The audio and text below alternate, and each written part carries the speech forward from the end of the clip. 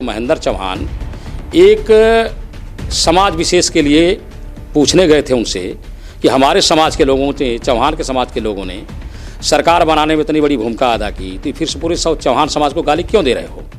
तो इस तरीके से लगातार पिछड़े वर्ग के साथ कुछ लोग सामंती प्रवृत्ति के हैं जिनको सरकार से कहीं न कहीं मदद मिल रही है। हम अपने आंदोलन के माध्यम से सरकार को मजबूर करेंगे, प्रशासन को मजबूर करेंगे कि ऐसे लोगों पर लगाम लगाए और कार्रवाई करे, मुकदमे दर्ज हों, पकड़े जाएं, लोग जेलों में भेजे जाएं। लेकिन फिर भी सरकार अगर कार्रवाई नहीं करती है तो सिर्फ इसका एक तरीका है, हम समाजवादी लोग मारपीट नहीं करते। लेकिन हम मानेंगे भी नहीं और मारेंगे भी नहीं कि नीत वाले हैं, लोहिया जी के मानने वाले लोग हैं, तो हम इनको बख्शने वाले नहीं हैं।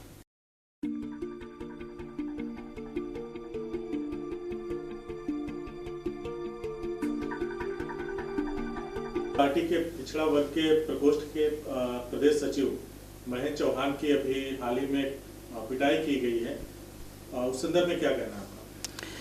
हाल ही में नहीं पिटाई हुई बल्कि कल पिटाई हुई है और मऊ के कलेक्ट्रेट में महेंद्र चौहान जी एक ज्ञापन देना जाना चाहते थे। मामला कुछ यूँ था कि भारतीय जनता पार्टी के कुछ कार्यकर्ताओं ने भारतीय जनता पार्टी के सरकार के मंत्री उनके ऊपर कुछ टीका टिप्पणी कर रहे थे और उनकी तस्वीर पर जूतों से पिटाई कर रहे थे। और वो भारतीय जनता पार्टी की सरकार में मंत्री हैं, उनकी पिटाई कर रहे हैं, वो भारतीय जनता पार्टी के कार्यकर्ता हैं। तो उस मामले से कोई मामला नहीं था, मामला था कि उन्होंने एक जात विशेष के लोगों को, चौहान समाज के लोगों को बहुत गालियाँ दी, भद्दी भद्दी गालियाँ दे रहे थे। तो महेंद्र चौहान हमारे समाजवादी पार्टी के पिछड़ा वर्ग प्रकोष्ठ के प्रदेश सचिव हैं, उनको बुरा लगा। उन्होंने अपने साथियों के साथ जिलाधिकारी महोदय को एक ज्ञापन सौंपना चाहते थे और मऊ के कलेक्ट्रेट में गए थे। तब तक उधर से 10-12 गेरुआधारी गुंडे उधर से आ गए और महेंद्र चौहान को उन्होंने अनायास मारना पीटना शुरू कर दिया और कहा कि तुम अपने चौहान समाज के सबसे बड़े जिम्मेदार बनते हो, हम लोग अपने सरकार के मंत्री के खिलाफ बोल रहे हैं तो तुमसे क्या मतलब। तो महेंद्र चौहान जी ने कहा कि आप एक समाज को गाली नहीं दे सकते और राजनीति में पॉलिटिकल तरीके से बातचीत की जाती है, गाली किसी को नहीं देना चाहिए। आप चाहे भले वो भारतीय जनता पार्टी को हों, लेकिन हमारे चौहान समाज के हैं, चौहान समाज से ताल्लुक़ रखते हैं और उन्हीं के बल पर चौहान समाज के लोगों ने उनके निर्देश पर, उनके कहने पर भारतीय जनता पार्टी को वोट दे करके सरकार बनाने में महत्वपूर्ण भूमिका अदा की है। तो चौहान समाज को आप गाली कैसे दे सकते हैं। लेकिन उन गुंडों ने सरकार के नशे में आकर के और कहीं न कहीं से इन गुंडों को सरकारी संरक्षण प्राप्त है, असलहा लेकर कलेक्ट्री में घूम रहे थे, वहाँ पुलिस खड़ी थी, लेकिन किसी ने रोकने का काम नहीं किया। और इस घटना की जितनी भी निंदा की जाए वो कम है। महेंद्र के साथ जो कुछ हुआ है वो बहुत ही निंदनीय है। इस तरह की जब भी घटनाएं होती हैं तो जो घटनाओं को अंजाम देने वाले लोग होते हैं, तथाकथित चाहे पार्टी के लोग हों या गुंडे हों, वो अक्सर कहते हैं कि हम योगी जी के सिपाही हैं। तो क्या सरकार इस वजह से उन पर कोई कार्रवाई नहीं करती है क्योंकि वो किसी संगठन विशेष के रहते हैं? इस पर क्या कहना है? इसमें कोई दो राय नहीं है कि पूरे प्रदेश के अंदर इस तरीके से लोग, जितने भी अराजक तत्व हैं, सब लोगों ने गेरुआ वस्त्र धारण कर लिया है।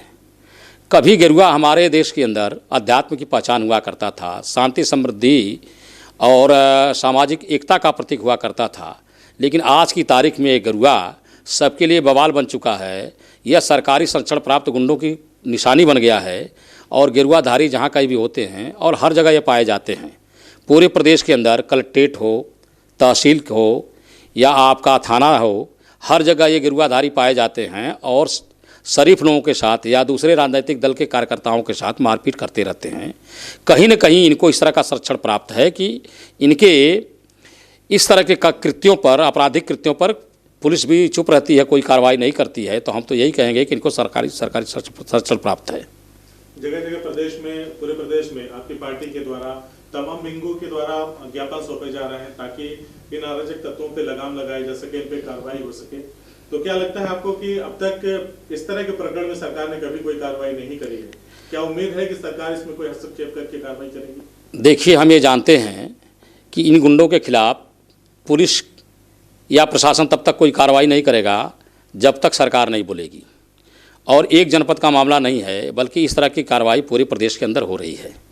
हम लोग जिस दल में हैं वो समाजवादी पार्टी और हमारे नेता माननीय अखिलेश यादव जी हैं। हम लोग इतने कमज़ोर नहीं हैं कि किसी का जवाब नहीं दे सकते, लेकिन राजनीति में मारपीट करना, गुंडई करना, ये समाजवादियों का काम नहीं है। समाजवादी पार्टी अनुशासित पार्टी है और यह मामला हमारे जिला इकाई के माध्यम से सीधे सीधे प्रदेश इकाई को जाएगा, जहां बैठ करके हमारे नेता निर्णय लेंगे और इस कृत्य पर जरूर कोई कार्रवाई होगी और समाजवादी पार्टी अपने कार्यकर्ताओं को किसी जनपद में पिटने नहीं देगी, बल्कि कार्यकर्ताओं का जरूर बदला लिया जाएगा। अगर सरकार कोई कार्रवाई नहीं करती है उस दिशा में समाजवादी पार्टी का क्या कदम होगा? और क्योंकि अगर सरकार कार्रवाई नहीं करेगी तो मनगढ़ प्रवृत्ति के जो लोग हैं वो फिर इस तरह की घटनाओं को अंजाम देंगे, तो उस दिशा में समाजवादी पार्टी का क्या स्टेप होगा? हम अपने आंदोलन के माध्यम से सरकार को मजबूर करेंगे, प्रशासन को मजबूर करेंगे कि ऐसे लोगों पर लगाम लगाए और कार्रवाई करे, मुकदमे दर्ज हों, पकड़े जाएं, लोग जेलों में भेजे जाएं। लेकिन फिर भी सरकार अगर कार्रवाई नहीं करती है तो सिर्फ इसका एक तरीका है, हम समाजवादी लोग मारपीट नहीं करते, लेकिन हम मानेंगे भी नहीं और मारेंगे भी नहीं कि नीत वाले हैं, लोहिया जी के मानने वाले लोग हैं, तो हम इनको बख्शने वाले नहीं हैं।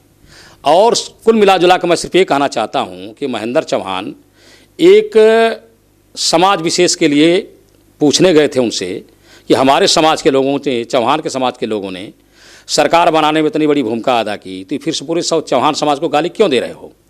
तो इस तरीके से लगातार पिछड़े वर्ग के साथ कुछ लोग सामंती प्रवृत्ति के हैं, जिनको सरकार से कहीं न कहीं मदद मिल रही है और पिछड़ी जात के लोगों के ऊपर हमले हो रहे हैं, तो इसको जनता भी संज्ञान में ले रही है और वो बहुत दिन दूर नहीं है जब जनता खुद ही इनको बदल देगी और सारे के सारे गुंडे गायब हो जाएंगे। जिस तरह से राजनीति अपनी दिशा बदल रही है, राजनीति खुद को एक खांचे में ढाल ली है, जैसे ये मान के चला जा रहा है कि समाजवादी पार्टी यादवों की और मुसलमानों की पार्टी है, भारतीय जनता पार्टी जो है सवर्णों की पार्टी है, अगड़ों की पार्टी है और हिंदुओं की पार्टी, इस तरह की राजनीति हो गई है। तो क्या माना जाए, जैसे समाजवादी पार्टी में दूसरे जो जाति के नेता हैं, अगर वो भाजपा में किसी पद पर हैं, तो ऐसी क्या मजबूरी आ गई है कि समाजवादी पार्टी के नेता अपनी पार्टी की नीतियों को दरकिनार करते हुए उनके लिए आवाज उठाने जा रहे हैं? देखिए, समाजवादी पार्टी, अगर मैं बात करूं भारतीय जनता पार्टी की, तो भाजपा के प्रदेश अध्यक्ष हैं सुभाष यदुवंशी, जब वो निशाना साधना शुरू करते हैं तो अखिलेश यादव को भी नहीं छोड़ते। तो ऐसी कौन सी मजबूरी आ गई कि महेंद्र चौहान अपने समाज के लिए दूसरे पार्टी के मंत्री की आवाज उठाने चले गए? देखिए, सुभाष यदुवंशी में और महेंद्र चौहान में अंतर है। सुभाष यदुवंशी को इसलिए लगाया गया है कि एक जात विशेष के या एक नेता विशेष को तुम गालियां दो या इस तरह के शब्दों का इस्तेमाल करो, तभी तुम भारतीय जनता पार्टी में बैठ पाओगे, वरना भगा दिए जाओगे। महेंद्र चौहान हमारे समाजवादी पार्टी के पुराने कार्यकर्ता हैं और वह किसी व्यक्ति विशेष के लिए नहीं, हमने पहले ही आपसे कह दिया कि वो भारतीय जनता पार्टी के मंत्री हैं। भारतीय जनता पार्टी के लोग उनको जूतों से पिटाई करते हैं या गालियाँ देते हैं या उनके साथ दुर्व्यवहार करते हैं, ये उनका अपना मसला है। मसला ये है कि उन्होंने चौहान समाज को क्यों गालियाँ दी। किसी भी व्यक्ति को, एक जात विशेष को गाली देने का अधिकार नहीं है। और हमारी पार्टी के बारे में यह कहना कि सिर्फ यादव मुसलमान, तो सवाल यह नहीं है। हमारी पार्टी जिसके साथ भी अन्याय होता है, अत्याचार होता है, जिसके साथ शोषण होता है, उसके लिए खड़ा होने का काम करती है।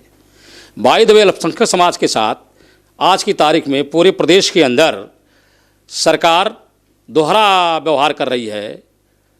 सारे के सारे प्रशासनिक अधिकारी हों या भारतीय जनता पार्टी के कार्यकर्ता हों, अल्पसंख्यक समाज के साथ उनका व्यवहार ठीक नहीं है, उनका शोषण हो रहा है।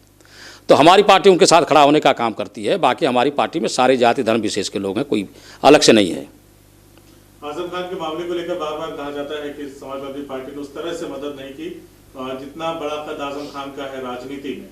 तो क्या माने कि महेंद्र चौहान के मामले में जल्दबाजी की जा रही है कि कहीं ऐसे मसले फिर न खड़े हो जाएं? आजम साहब के मामले में, आजम हमारे पार्टी के नेता हैं। आपने देखा होगा कि नेता आजम साहब के घर पर उनकी पत्नी से मिलने के लिए जो हमारी पार्टी की विधायक हैं, राष्ट्रीय अध्यक्ष माननीय अखिलेश यादव जी भी गए थे और उन्होंने जेल से बाहर आते ही कहा कि समाजवादी पार्टी के लोगों ने हमारी विधिवत मदद किया है और हम समाजवादी पार्टी में ही हैं और समाजवादी पार्टी का शुक्रिया अदा करते हैं कि हमारे दुर्दिन के समय में खड़ी है। हम बहुत नहीं कह सकते, कुछ ऐसी चीज़ें हैं जिनको लड़ करके ठीक नहीं किया जा सकता।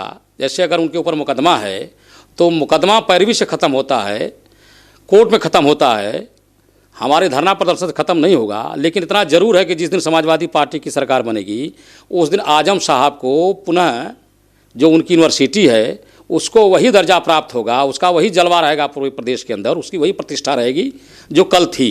भारतीय जनता पार्टी के लोग चाहे जितना नुकसान कर लें, लेकिन वो आने वाले दिनों में आजम साहब का या उनकी यूनिवर्सिटी का नुकसान नहीं कर पाएंगे। हम आपसे बस यही विश्वास दिलाना चाहते हैं। CIB इंडिया न्यूज की सभी खबरों को देखने के लिए लाल रंग की बटन को दबाकर चैनल को सब्सक्राइब जरूर करें, घंटी जरूर दबाएं ताकि हमारी सभी खबरों के नोटिफिकेशंस आप तक पहुंचते रहें।